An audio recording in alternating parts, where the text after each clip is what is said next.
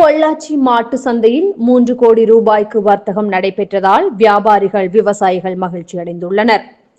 புகழ்பெற்ற காந்தி வார சந்தையில் வியாழன் செவ்வாய்க்கிழமை என 2 நாட்கள் மாட்டு சந்தை கூடுகிறது.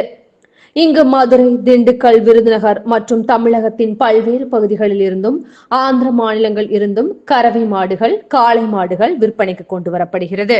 திருவிழா மற்றும் புரட்டாசி மாதம் என்பதால் கடந்த வாரங்களில் விற்பனை மந்தமாக நடைபெற்று வந்தது.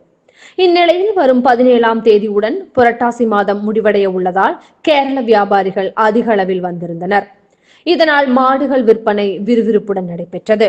35,000 ரூபாய்க்கு விற்பனையான பசுமாடு 40,000 ரூபாய்க்கு விற்பனையானது. எருமை மாடுகள் 50,000 ரூபாய்க்கும், இறைச்சிக்காக கொண்டு வரப்படும் ஆந்திர மாடுகளுக்கு கணிசமான விலைக்கு போனதால் வியாபாரிகளும் விவசாயிகளும் மகிழ்ச்சி அடைந்தனர்.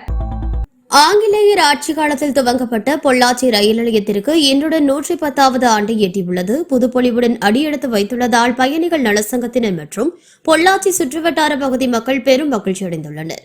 தென்னை நகரம் என அழைக்கப்படும் பொள்ளாச்சி பகுதியில் 1915வது ஆண்டு அக்டோபர் 15 அன்று ஆங்கிலேயர் ஆட்சி காலத்தில் ரயில் நிலையம் துவங்கப்பட்டு பொதுமக்களின் சேவையை தொடங்கியது. அப்போது குறுகிய இரும்பு பாதையாக இருந்த நிலையில் கோவை போத்தனூர் பகுதியில் இருந்து பொள்ளாச்சி வரை சேவை தொடங்கப்பட்டது. பின்னர் 1928வது ஆண்டு நவம்பர் 19ஆம் தேதி முதல் திண்டுக்கல்லில் இருந்து பொள்ளாச்சி வரையிலும், அதன் பிறகு 1932வது ஆண்டு பொள்ளாச்சியில் இருந்து கேரள மாநிலம் பாலக்காட்டிற்கும் என அடுத்தடுத்த ரயில் சேவை தொடங்கியது. இதனால் பொள்ளாச்சி வெளித்தடத்தில் இருந்து ராமேஸ்வரம், மதுரை உள்ளிட்ட பல்வேறு பகுதிகளுக்கு ரயில் சேவை தொடங்கப்பட்டிருந்தது.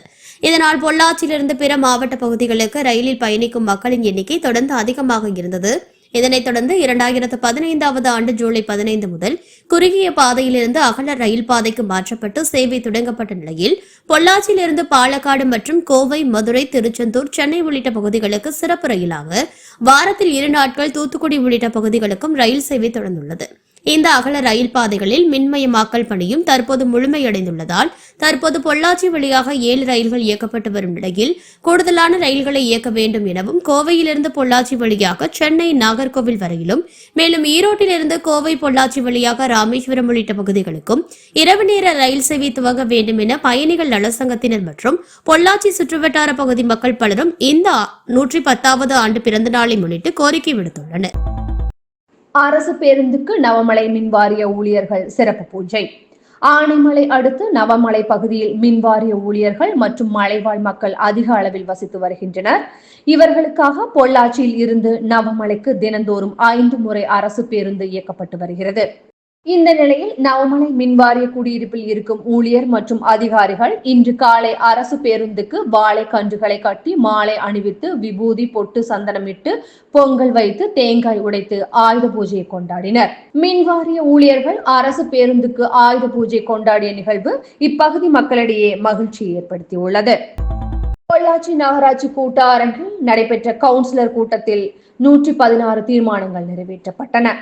பொள்ளாச்சி நகராட்சி சாதாரண மற்றும் அவசர கூட்டம் நகராட்சி கூட்ட அரங்கில் தலைவர் ஷியாமலா நவநீத கிருஷ்ணன் தலைமையில் நகராட்சி ஆணையாளர் குமரன் முன்னிலையில் நடைபெற்றது.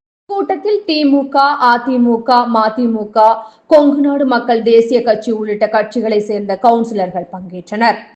நகராட்சி துணைத் தலைவர் கௌதமன் 2 தனி தீர்மானங்களை கொண்டு வந்தார்.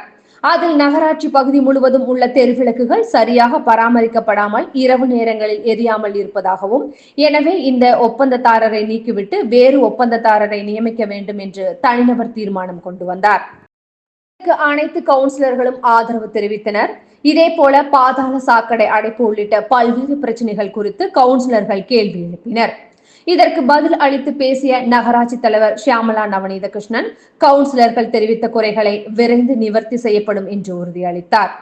நடைபெற்ற சாதாரண கூட்டத்தில் 111 தீர்மானங்களும், அவசர கூட்டத்தில் 5 தீர்மானங்கள் என 116 தீர்மானங்கள் ஒருமனதாக நிறைவேற்றப்பட்டது.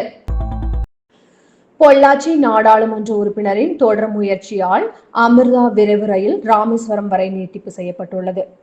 பொள்ளாச்சி வழியாக இயக்கப்படும் வண்டி எண் 16343 திருவனந்தபுரம், மதுரை அமிர்தா விரைவு ரயில் ராமேஸ்வரம் வரை நீட்டிக்க வேண்டும் என பொள்ளாச்சி, உடுமலை, மடத்துக்குளம் உட்பட பல்வேறு நகரங்களில் வசிக்கும் பொதுமக்கள் பொள்ளாச்சி நாடாளுமன்ற உறுப்பினர் திரு ஈஸ்வரசாமியிடம் கோரிக்கை வைத்திருந்தனர். இதனையடுத்து மத்திய ரயில்வே துறை அமைச்சர் மற்றும் அதிகாரிகளை சந்தித்த நாடாளுமன்ற உறுப்பினர் திரு ஈஸ்வரசாமி அமிர்தா விரைவு ரயிலை ராமேஸ்வரம் வரை நீட்டிக்க நடவடிக்கை எடுக்க வேண்டும் என கோரிக்கை வைத்ததை அடுத்து இன்று திருவனந்தபுரத்தில் இருந்து இரவு 8:30 மணிக்கு புறப்படும் ரயில் அதிகாலை 5:37 மணிக்கு பொள்ளாச்சிக்கு வந்து மதியம் 12:45 மணிக்கு ராமேஸ்வரம் சென்று சேரும். இதற்கு முயற்சி எடுத்த பொள்ளாச்சி நாடாளுமன்ற உறுப்பினர் செய்தியாளர்களிடம் இவ்வாறு கூறினார். நமது பொள்ளாச்சி, உடுமலைப்பேட்டை, மடத்துக்குளம் ஆகிய பகுதி மக்களினுடைய நீண்டகால கோரிக்கையான அமிர்தா எக்ஸ்பிரஸ் திருவனந்தபுரத்திலிருந்து மதுரை வரை அந்த சேவை இதுவரை செயல்பட்டு வந்தது. மக்கள் நீண்ட காலமாக ராமேஸ்வரம் வரை நீட்டிப்பு செய்ய வேண்டும் என்ற கோரிக்கை வைத்து வந்தனர். அந்த கோரிக்கையை தொடர்ந்து நான் நாடாளுமன்ற அவையிலும் ஒன்றிய ரயில்வே அமைச்சர் அவரிடத்திலும் கோரிக்கை வைத்து இந்த ரயிலினை வண்டி எண் 16343 வண்டியை ராமேஸ்வரம் வரை நீட்டிப்பு செய்ய வேண்டும் என்று கோரிக்கை வைத்ததை தொடர்ந்து தென்னக ரயில்வே நாளை முதல் இந்த சேவை ராமேஸ்வரம் வரை நீட்டிப்பு செய்யப்படும் என்று அறிவிப்பு செய்திருக்கின்றார்கள். கடந்த 3 மாதங்களுக்கு முன்பாக பாலக்காடு கோட்டத்தில் நடைபெற்ற கூட்டத்திலும் அந்த கோரிக்கையை வலியுறுத்தி நமது மக்களின் சார்பாக பேசி வந்தேன். அதன் தொடர்ச்சியாக தற்போது தென்னக ரயில்வே இந்த அறிவிப்பு வெளியிட்டிருப்பது உள்ளபடியே மகிழ்ச்சி அளிக்கிறது. தென்னக ரயில்வேக்கு நான் இந்த தருணத்தில் மக்களின் சார்பாக நன்றியை தெரிவித்துக் கொண்டு மக்களுடைய கோரிக்கைகளை நிறைவேற்றுகின்ற வகையில் மாண்புமிகு தமிழ்நாட்டினுடைய முதலமைச்சருடைய வழிகாட்டுதலோடு இந்த ரயில் சேவை தொடங்குவதற்கு பல்வேறு முயற்சிகளை நான் மேற்கொண்டு இந்த ரயில் திட்டம் சேவை கொண்டு வரப்பட்டிருக்கிறது என்று நான் சொல்லிக் கொள்கிறேன். நன்றி. செய்தி தொகுப்புகள் இத்துடன் நிறைவடைகிறது. மேலும் தொடர்வதற்கு இந்த சேனலை சப்ஸ்கிரைப் செய்து கொள்ளவும்.